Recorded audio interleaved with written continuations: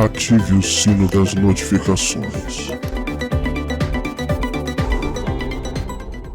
Olá, meus ilustres amigos e amigas, bem-vindos a mais um vídeo no canal Verdades Ocultas da Bíblia. A referência bibliográfica está aparecendo para você na tela agora. Vamos estudar a obra do professor Jonathan Michael Golden, PhD. Vamos entender como que ocorreu o monoteísmo em Israel, a construção da ideologia monoteísta. Iremos das informações básicas até os dados, as informações avançadas, técnicas relevantes. Ou seja, não falaremos deste assunto em apenas um único vídeo, mas será uma sequência de vídeos sobre o tema. Eu preparei o estudo para vocês, especificamente a partir da página 246, aonde o professor irá fazer esta abordagem. Outras referências bibliográficas que também utilizei para comentar o livro do professor e montar essa aula para vocês irão aparecer também na tela do vídeo. Então vamos à leitura da obra do professor Jonathan Michael Golden acerca do monoteísmo em Israel. Reconstruir a ideologia antiga a partir de vestígios arqueológicos, mesmo com a ajuda do texto, pode muitas vezes ser bastante difícil. A história de uma ideia deve examinar tanto o nascimento dessa ideia como o processo da sua adoção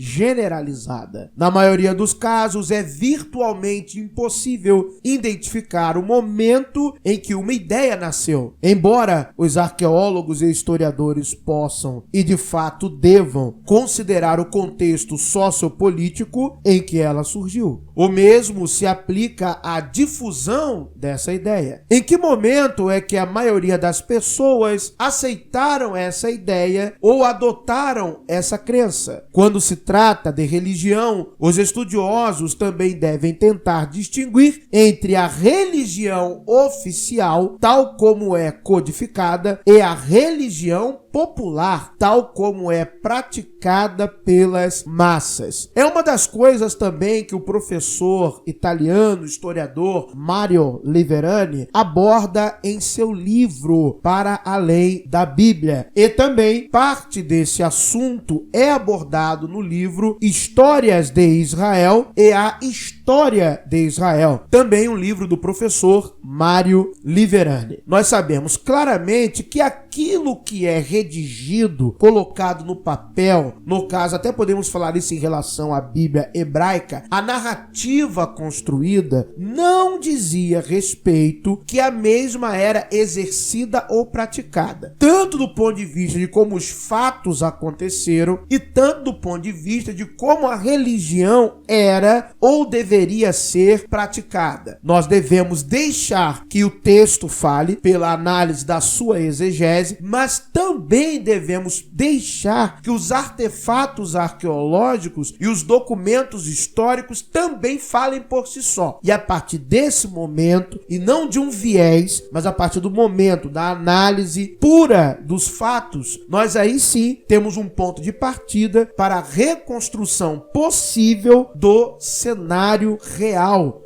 que esteve presente naquela época. No caso do nosso estudo, no Israel antigo, no que tange a sua religião. Na tentativa de reconstruir a história do monoteísmo, os arqueólogos devem basear-se nas mesmas fontes de evidência que são importantes para os outros desenvolvimentos, evidências arqueológicas e glípticas, textos extrabíblicos e, nesse caso, uma forte confiança nas fontes bíblicas. E é verdade, não é confiar no sentido de aceitar o que o texto diz de acordo com a narrativa religiosa, mas é entender que, se está ali o nome de divindades e deuses, eu vou até lá para conferir se aquela divindade ou Deus realmente existe. Vou dar um exemplo. A Bíblia fala da adoração a Asherá, ou Ashera, mas a Bíblia também fala do sacrifício a Moloque. Asherá existe, Moloque não. Moloque nós sabemos que não temos nada arqueologicamente comprovando essa divindade, e que muito provavelmente Moloque era Melech,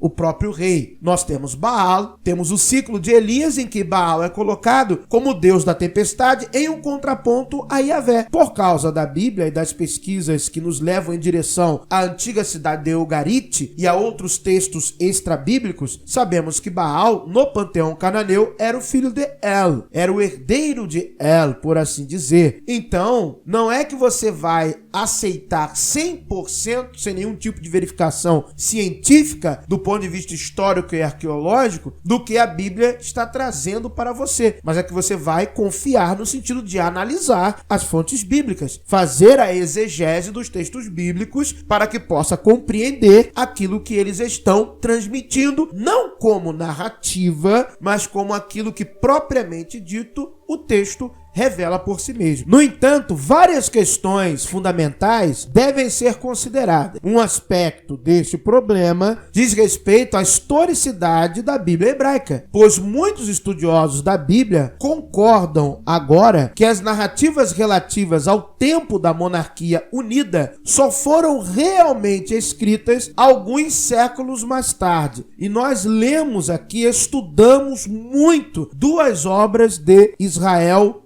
Finkelstein. Uma foi a Bíblia Desenterrada e a outra foi a Bíblia Não Tinha Razão. Estas duas obras que nós estudamos aqui no canal Verdades Ocultas da Bíblia nos demonstraram claramente que nunca houve, de fato, uma monarquia unificada. Nunca houve essa questão na terra de Israel. Nós vimos claramente com dados, com informações, não com argumentações. Os dados arqueológicos, históricos, nos mostram claramente que não existiu um período de monarquia unificada, que é uma narrativa da Bíblia hebraica. A Bíblia hebraica, sendo um produto da própria ideologia que os historiadores do monoteísmo desejam reconstruir, é obviamente uma fonte vital de informação. Sim, se nós temos ali exposta uma ideologia que está passível de uma tentativa de reconstrução para o que se chama de monoteísmo, então vamos a ela, vamos estudá-la, vamos ver o que estas histórias e narrativas, vídeo que eu não falei, histórias, vamos ver o que estas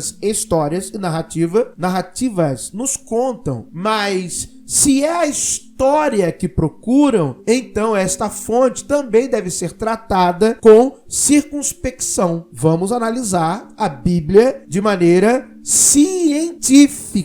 Vamos submetê-la aos métodos científicos, literários, históricos. Vamos, de fato, fazer ciência e não trabalhar com objeto de fé. Uma razão para isto é a tendência, dentro de qualquer doutrina ideológica, dos seus autores e promotores reforçarem e aumentarem a sua autoridade, dando-lhe um ar de legitimidade histórica. E isto é um problema. Aliás, toda a academia, para analisar a Bíblia cientificamente, sempre passou por esse problema. Porque, de acordo com o dogma religioso, teológico, imposto, a Bíblia é inerrante, falível, a Bíblia é a palavra de Deus. Tudo bem, você pode dizer isso dentro das questões religiosas, dogmáticas. Agora, se nós estamos levando a Bíblia para análise científico-literária, não é assim que nós iremos tratá-la. Iremos tratá-la de maneira científica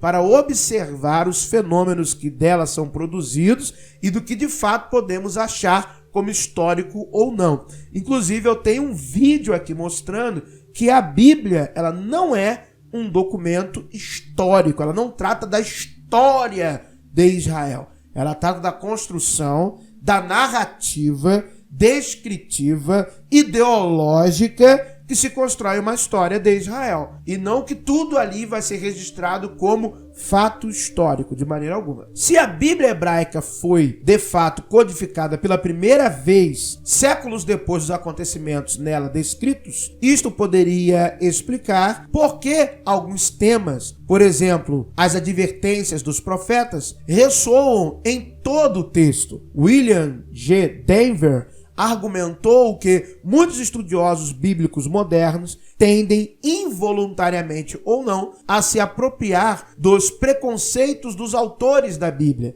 Os partidos minoritários, ultra-ortodoxos e nacionalistas que finalmente moldaram a tradição após a queda de Israel e de Judá. Olha só, o professor Jonathan Michael Golden vai na mesma direção do PhD Kurt Lesser-Knoll, KL-Knoll, que nós trabalhamos aqui, uma obra dele importantíssima. Desenvolvemos vários estudos aqui no canal Verdades Ocultas da Bíblia. O que acontece no período pós-exílico é que há mais redações e edições da Bíblia hebraica. Então nós temos fatos que são ditos do futuro, ali do período pós-cativeiro, e aí essas pessoas que estão ali como escribas começam a influenciar as tradições orais anteriores, e se há algo que possamos chamar de texto, também eles influenciam de maneira anterior, ou seja, nós não temos o texto no seu momento que está sendo engendrado, falando por si só, no seu engendramento, mas toda a tradição está sofrendo modificações, está sofrendo alterações por questões que dizem respeito à ideologia daqueles escribas / profetas do pós-cativeiro, do pós-exílio. Então nós temos...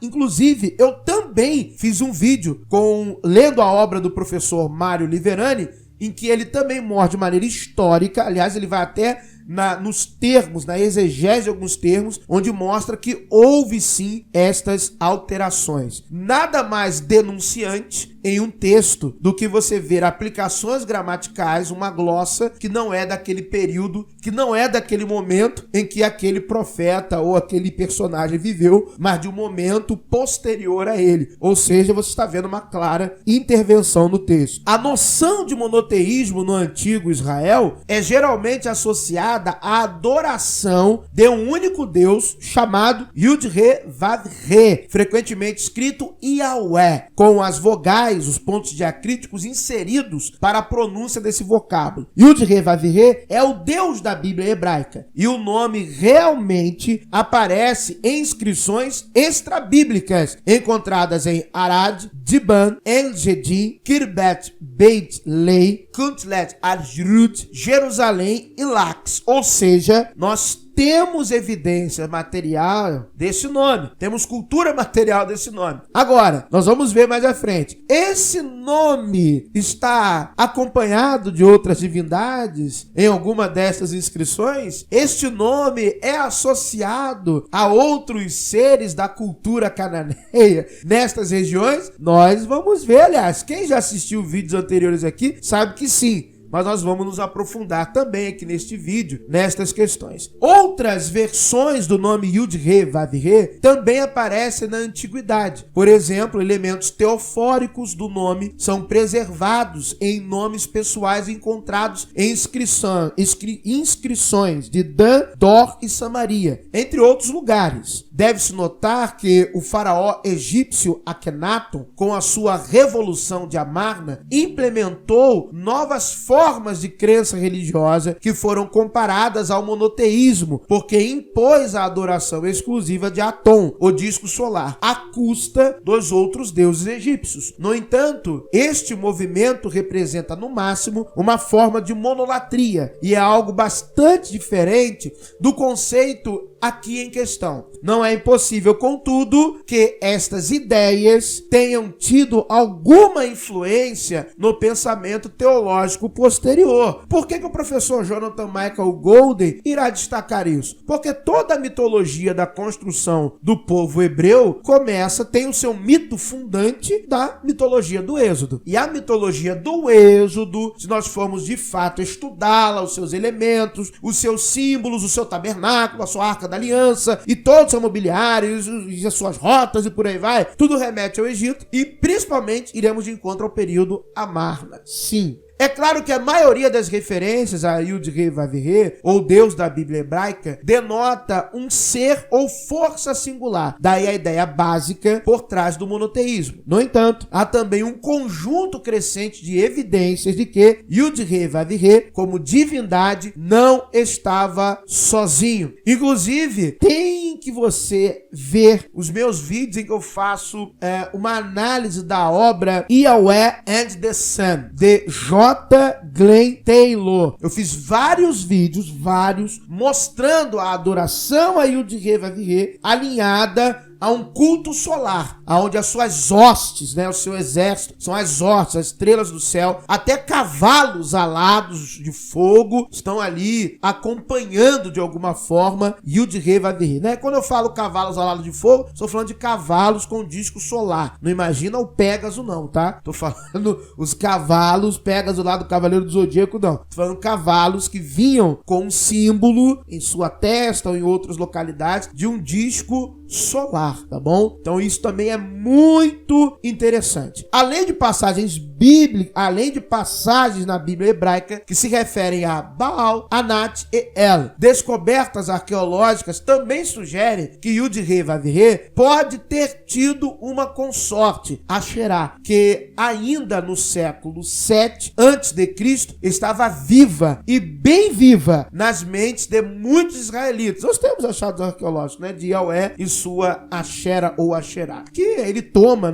vamos dizer assim, a esposa de El, porque a senhora Ashera ou Asherá do mar é a esposa de El, o panteão, o chefe do panteão cananeu. Na verdade, vários estudiosos argumentam que esta deusa cananeia era frequentemente adorada ao lado de Yud-Heh-Vav-Heh. O que é que isso quer dizer então, professor Carlos Alexandre? Quer dizer que o monoteísmo bíblico é uma coisa, cultura material, evidência arqueológica mostra outra realidade totalmente diferente. Monoteísmo bíblico escrito é uma ideologia tentando ser imposta, mas o que estava acontecendo na vida real era algo muito distante disso, ok? Esse é o primeiro vídeo, haverão mais. Muito obrigado por terem assistido a mais um vídeo no canal Verdades Ocultas da Bíblia. Que o verdadeiro Deus abençoe a todos. Se você não crê em um Deus, tá tudo certo, segue teu caminho, que a sorte e a fortuna lhe acompanhem. But if I lay down and I play dead and I stay dead, maybe you'll get sick of being the monster out of my head, under my bed. Think you're something out of my nightmares, standing right there. But if I lay down and I play dead and I stay dead, then will you get bored of killing? Silhouettes of you are like a taunt. Never really know just what you want.